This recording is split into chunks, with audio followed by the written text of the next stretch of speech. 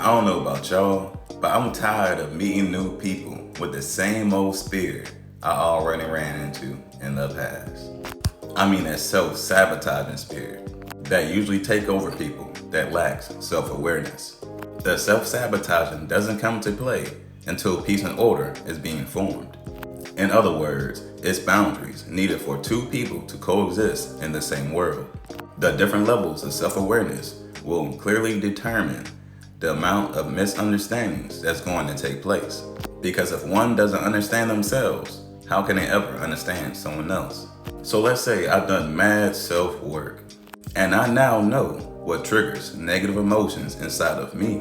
When I experience one of these triggers, which is usually disrespect, but let's be a little bit more specific. Let's say a double standard. You can do it, but I can't. So in these situations, I'm able to control my emotions because I am knowing why I'm feeling the way I'm feeling. Not only that, I am able to communicate to whoever is making me feel that way at that moment, all in order to prevent it from happening again. In turn, it'll keep the relationship peaceful and progressive.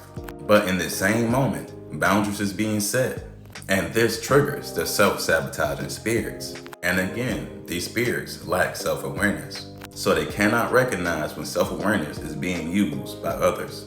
The difference between having self-awareness and not having self-awareness is simply knowing how and why you feel the way you feel versus you not knowing how or why you're feeling the way you feel. These are the ones that will tell you how to feel and not even listen to the facts of how the person is saying how they feel, as if they are living inside of their mind. So when peace is trying to be created, it is immediately met with chaos because it's clearly going directly against the clear communications of how I was feeling. It's like a triggering rebellious spirit. You can tell them you don't care about a situation, but they'll tell you that you do. You can tell them you overcame a situation, but they'll tell you to heal. You can tell them that we're good, but they'll find a reason on why we're not. It's almost like they need an issue to keep some kind of connection going because their emotions is uncontrolled and delayed. They may not even know what makes them feel bad. So when the issues they're creating is being brought to their attention, it triggers all the issues that they never properly communicated. They will act on their feelings before they try to solve anything. And the way they do it turns toxic real fast because now old issues is being compounded on top of a new one. Meaning the root of the conversation is now being buried, leaving someone feel some type of way because there was no problem just a few minutes prior. So imagine you gotta solve a dumb problem and now others that magically appeared.